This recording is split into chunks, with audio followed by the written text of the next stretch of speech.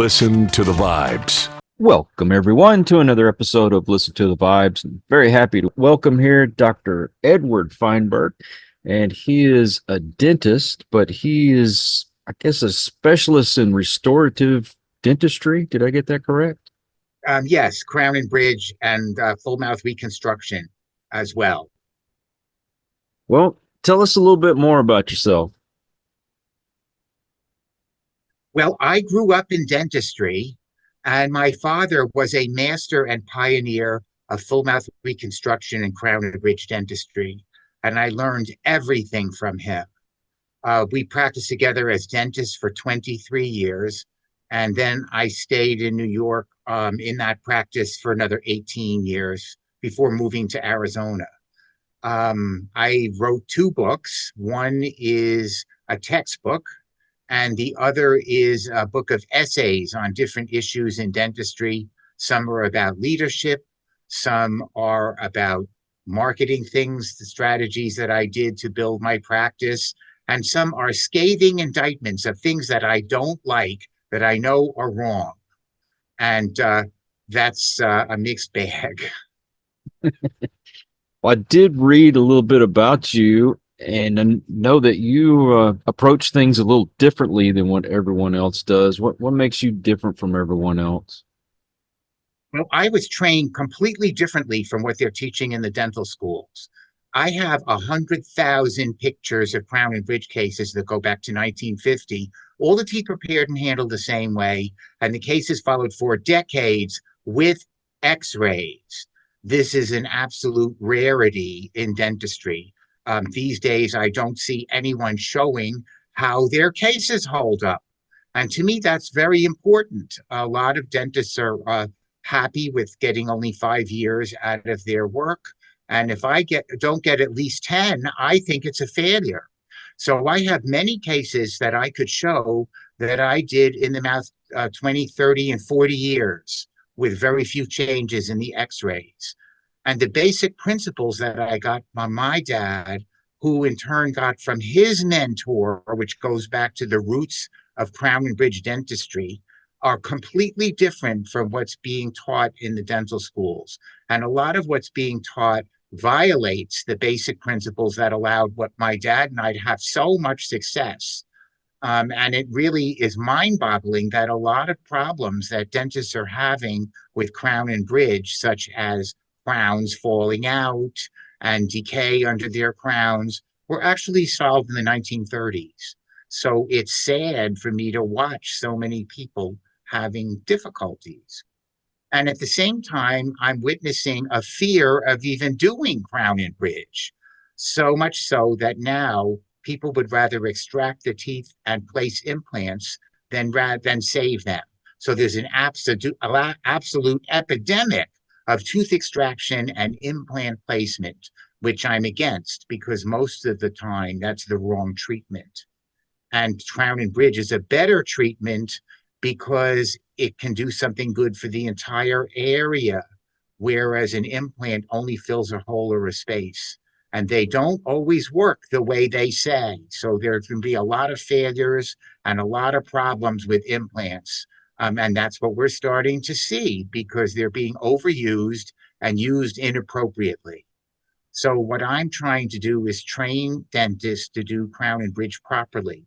So I have a teaching website called theonwardprogram.com, and I give courses wherever I can to try to raise the standard of care. Because even though we have some new technology, some of it actually violates basic principles and is not an advancement. And it is not true that if it came out of a computer, it must be better. That's not true at all. So the public has no way of evaluating what it is they're actually getting. So that's basically what my mission is, to try to make things better. So I'm also very involved within my profession. And sometimes it's very difficult because these myths and misconceptions are so indoctrinated in dentists that they don't have open minds to looking at things in a different way. I'm going to throw a scenario at you. It involves me here. I had wisdom teeth that were pulled and I let them go for a long time before I got them pulled, and they were growing kind of sideways. This tooth up here was next to my wisdom tooth. It pushed on it to the point where once they pulled the wisdom tooth, this one is really loose. And from what I understand, they're wanting to just pull it. Is there something else that I could do instead of just pulling that tooth out? Well, I don't know what your particular situation is, but the Hmm. way people get into trouble with losing their teeth is generally if something happens to the bone. The teeth are connected to the bone by a ligament. Hmm. And that's what happens when you have periodontal disease is that the bone is lost. And when all the bone is lost, then the teeth get loose and they come out. And we don't know how to grow it back. So everything we do in dentistry is prevention to prevent the bone from being lost. So it's possible that in your case, when they extracted the wisdom tooth, some of the bone came with it and loosened the tooth. I don't know what your particular situation is, but that's generally, in general, what happens to patients who end up losing their teeth. Some people can lose teeth from decay, but most of the time those teeth can be saved easily. It's really periodontal disease. So one of the things that we know causes periodontal bone loss is letting tartar and plaque and calculus build up, because that can cause the gums to become inflamed, and that can go down to the underlying bone and cause problems there. And that's why it's so important to have regular hygiene, because it removes that one factor that we know causes bone loss. Another thing that can contribute to bone loss is missing teeth, because when teeth are missing, the teeth around the spaces drift, and the teeth opposite the spaces erupt into the spaces. And then all the teeth start taking forces in abnormal directions that nature never intended. And when the body can't tolerate that, something gives, and either the teeth wear or the bone goes. Those are the two things that really go wrong with human beings. So that's a reason why it's so important to replace missing teeth, and also correct certain things like food impaction, which can rapidly cause periodontal bone loss. So that's the purpose of doing crown and bridge very often, is corrective. And most dentists look at it as tooth coverings. But if you know how to do crown and bridge properly, then you can compensate for bone loss to prevent future bone loss. And you can change the architecture so that the body is able to maintain it and not have abnormal forces being applied to the teeth.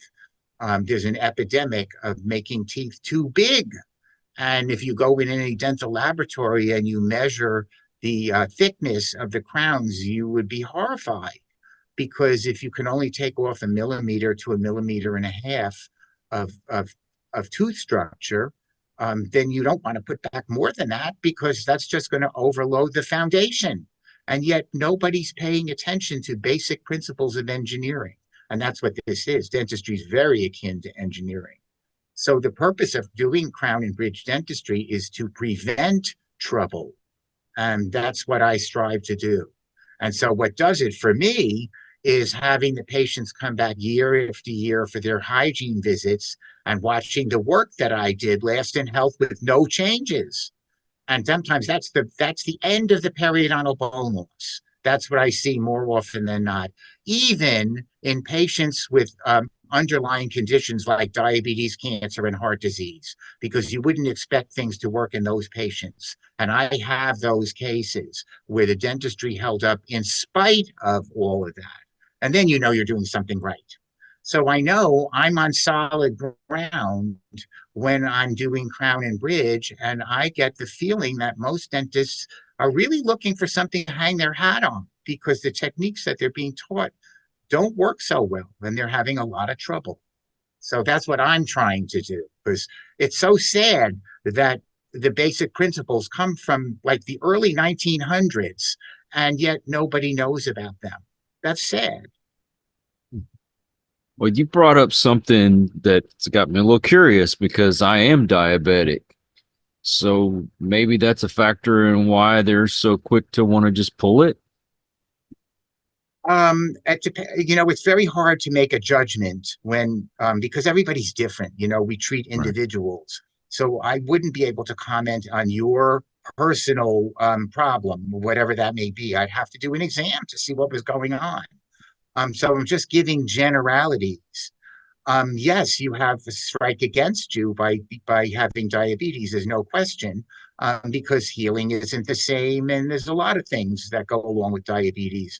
But if you create healthy architecture and you prevent destructive forces, you can get everything to work in spite of that. So I have cases that are absolute miracles on the worst roots you ever saw, and the patient has a dentistry for 30 years, and you would not expect that. And these are not healthy people. When I go to the lectures and I watch other practitioners presenting cases, it's almost always on young people where the gums are perfectly healthy, and that's all you see. And then you never see follow up. So that's not, to me, I see right through that. That's not really, you can't advocate that that's something you should be doing if you don't know how the cases hold up. So that worries me that that's even allowed, that you can show cases with no follow up, because that's the ball game as to whether or not what you have to offer works, in my opinion.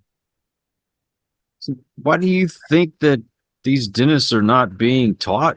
I mean, if it's been around this long, why are they not getting this information? Well, I'm guessing, but I think what happened was that the professors wanted to teach the students um, techniques that they thought might be easier for the students to accomplish. That's understandable because dental students have to absorb a lot of material in a very short period of time, and they have to have minimal proficiency when they graduate. They have to be able to do something. But what I think a lot of them don't understand is that your real education begins the day you graduate. That is when your education begins. And and everything that you were taught may not be the only way or the best way, and more often than not that's not true. That is to the truth, because there have been also a lot of other advancements, and if you're still doing the same thing that you learned in dental school, you are way behind already, in my opinion. So that's why we have continuing education.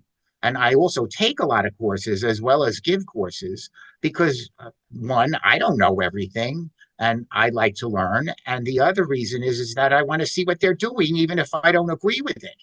So I've got a lot of continuing education courses under my belt for that reason, but I don't see that as being the norm. I see a lot of people just content to do mediocre work, and a huge emphasis on economics and not necessarily on doing what's best for the patient.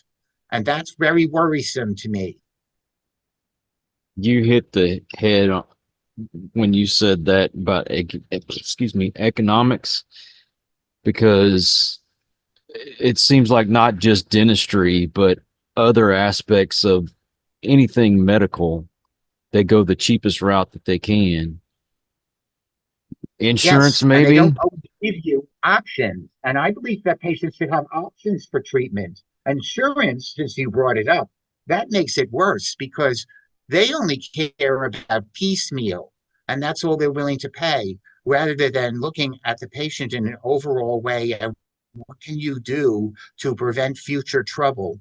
They just want you to do the bare minimum, fill a hole or a space, because that's all they really want to pay for. And so that has made it even worse, and really lowered the standard of care. And the patients don't really understand this. If you pay for treatment and you have it done properly and it lasts 30 years, that is far cheaper than having to make a new case every 5 years, no matter what the insurance company pays. And that's what people need to realize. Want to hear something ridiculous? Okay, I'm on Medicare. I went to get these wisdom teeth pulled, and they paid for the procedure, but they wouldn't pay for anesthesia. That is unbelievable to me. How could you do the treatment without anesthesia? I mean, I really, That's why I hate insurance. In the dental field, I know Medicare covers it from a medical point of view, but in the dental field, it doesn't cover anything at all. It's really just payment assistance, and it's very misleading to patients because they think they have something that they don't have. And it's very insulting to dentists because they're not really paid what the procedures are really cost to the dentist. And the dentists who accept total payment from the insurance companies make up the difference with volume and inferior products. And that's how they make it up. It's not the same thing. And and a lot of people don't realize that you comparing apples with oranges. So you can't really judge the treatment that you're getting by the price of it, because that doesn't, I don't think there's much of a correlation. But Right. if I only use the best materials. So I would only use precious metals and not non-precious crap, which is what's being used most of the time. And so that has to cost more money. There's no way around that. Always economics. That seems to keep you from getting the best care. Well, I think also too, you can manage to get anything that you want. People will work with you if you really want it. I've had all kinds of patients. I've had billionaires as patients, and I've also had people who were reaching financially to do dentistry, and we always found a way that they could have the dentistry. When I started in practice, my dad lined up all these big cases for me to do. And he was going to check every step and hardly charge the patient anything because I was new and I was going to be doing these cases. So my very first patient, I had to prepare 32 teeth on this patient for crown and bridge. And Wow. and that's how I started. So and my dad also, in those days we gave demonstration courses in the office to dentists, and we'd have about 12 dentists come and every Wednesday morning, and we'd show every step on a patient, how to make a fixed bridge, and another 7 sessions on how to make a precision attachment case, which almost nobody knows how to make anymore. Invented in 1906, and that's what I wrote my textbook on. And and we would have a patient who agreed to this and charge them very like next to nothing. So there were ways of helping those people who really couldn't afford dentistry but really wanted it. So that's my best advice is to keep looking around and asking around and finding a way to afford the best, because the best is always the cheapest in the long run. That's my feeling. How much pushback have you gotten since you started giving this information out? Well, I very vocal because it's honest. Hmm. I haven't really gotten a lot of pushback. A lot of dentists don't like me because they don't agree with my techniques, and people don't like having their paradigm stepped on. That I can tell you, and that's exactly what I'm doing because I only care about truth and honesty. And if something comes out that's better, I want to know about it. I have an open mind. I'm willing to learn. I have very set basic principles that I believe in, and anything new has to satisfy those basic principles or it's not worth anything in my mind. So some of it is worth something, some of it is better in advancements, but much of it is not, and much of it's fooling people into thinking like crowns in an hour, for example. Hmm. You know what that is? The end product is no different than the old high fusing porcelain crowns that were baked in an oven in the 1960s.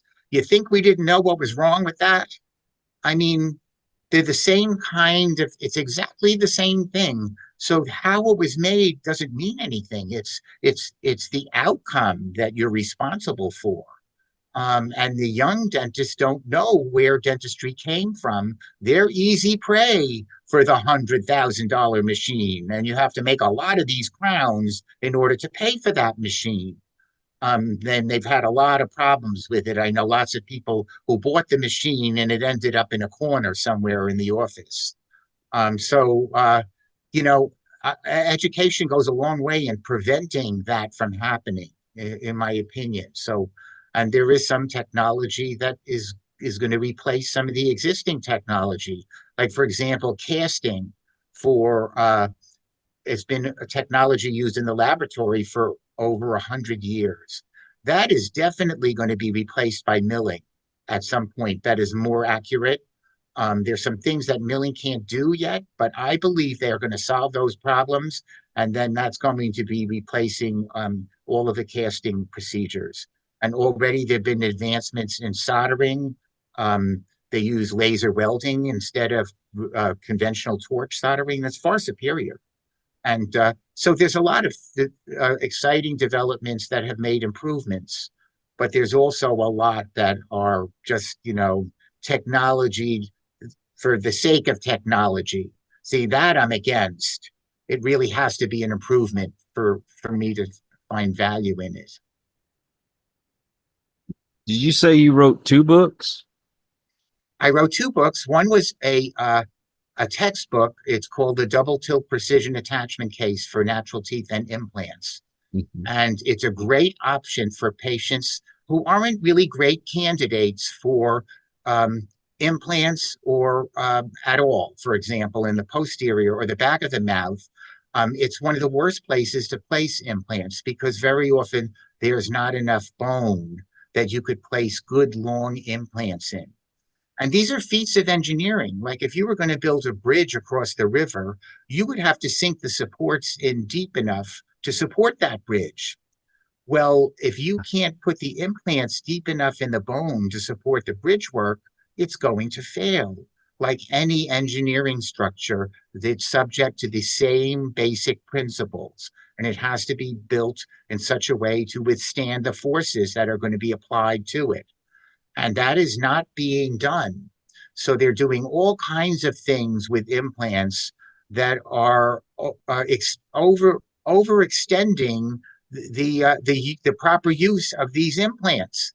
So the precision attachment case, which was invented in 1906, doesn't put destructive forces on the teeth that support it. It's very ingenious. It's just a simple male-female, a key in a slot with no retention. And the way it stays in is the angle of how you take the removable in and out is tilted in 2 directions so that if a stress is applied to it, it can move slightly to release the stress, but it can't come out. And those cases last longer than any other kind of case. And the attachments are rarely replaced. And the patients wear it 24 hours a day and only take it out for hygiene. And so it's not only valuable to save natural teeth, but I can place 3 implants in the front where the bone is usually good and make the same case and stay away from all the bad anatomy. And patients aren't being given this choice because dentists don't know that it exists and that so they could give it. That is really difficult. There's a lot of bias that fixed bridge work is always the best. That is not true. It really depends on the foundational support that you have and also what the patient wants. So you have to take all these factors into consideration into making the best treatment plan for each patient because we're treating individuals. So a lot of dentists only have fixed bridge work and implants in their armamentarium. So that's what everybody gets. That saying, if all you have is a hammer, everything looks like a nail. They're one-trick ponies. And that's not fair. The patients deserve to know what options are available to them and which is better and why. And the precision attachment case has one of the best track records of any kind of case in dentistry, and yet nobody knows anything about it. And that's why I wrote the book. In fact, I wrote that. I was supposed to write it with my dad. We were going to write that book together, and then he passed away. So I finally wrote it. And it took me 10 years to write it because everything changed in like 2004, and everything became digital. So I first had like over 100,000 slides, and I had to come up, to digitize them and come up with a system of naming and filing them before I could even write the book. So I had to do all that. And then I wrote the book in 2015 and published it. It's still available on Amazon. But it's very hard to reach people who are indoctrinated in a certain way of thinking. Very, very difficult. They might sit and listen, but they're not absorbing anything. Mhm. I don't know what else I could say. And it's very sad. Mhm. And what was the second book? Oh, the second book is called Open Wide, and it's a collection of essays. It's different. Actually the blogs I wrote for my teaching website. And some are about leadership, some are about different types of marketing strategies that I did that's different from what everybody else is doing. And some are scathing indictments of things that I don't like that I see going on and that need to be changed. So it's kind of like a mixed bag. And so that's also available on Amazon as a print book, ebook, and audio. And do you have a website? I do. My teaching website is www.theonwardprogram.com. And there's a lot of information on there. The courses are general, not all the courses, but most of the courses have a minor fee. But there's a lot of information that you can get for free. I have a documents library that includes an entire textbook that can be downloaded that anyone could access. And I have a lot of information, some podcasts I've done, um, and a mixed collection of things. And that website is really mushrooming. It's turned into this huge thing, and so I continue to try to make improvements, and I have some people helping me with that. Do you have social media? Excuse me, I didn't hear you. I said, do you have social media? Yes, I do. I can't say that I'm a social media wizard, but I am on Facebook and I'm on LinkedIn. Primarily those two. I'm on Instagram too, but I'm not really much of an Instagram person. I tend to watch my younger colleagues are very much into Instagram, but I think like my generation really likes Facebook. And LinkedIn seems to me to be mostly for people who are looking for jobs in corporate world. And in Facebook, there are a lot of groups where dentists congregate, and I frequent those to see what they're doing and see what problems they're having. And it's upsetting that they're having problems with things that I consider so elementary. So I try to steer them to the website so that they could learn how to do things properly. Well, I am going to put all those links in the description to make it easy for folks to find you. And Mr. or Dr. Feinberg, I really appreciate you coming on the show. I was kind of wondering how I was going to approach this because I've never talked about dentistry before. Well, I love dentistry, as you could tell, and I love talking about it to both dentists and patients. And maybe it's time we had more dentists on podcasts. I know there are I've done a bunch of dental podcasts. I haven't done very many public podcasts, and maybe that's what's needed. Well, you only have one set of teeth, so unless you're a That baby. is true. And talk to people who have lost theirs, and they'll tell you do everything you can to save your teeth and not lose them. Yeah, definitely. Well, thank you again. I really appreciate your time. And I also want to thank all you folks out there. If you are new to the channel, I hope you'll come back. Please hit that subscribe button. For my regulars, you guys are awesome because you make it possible for me to do this. Until the next one, everyone, please take care. Be kind to one another. God bless and peace. We hope you enjoyed this episode of Listen to the Vibes.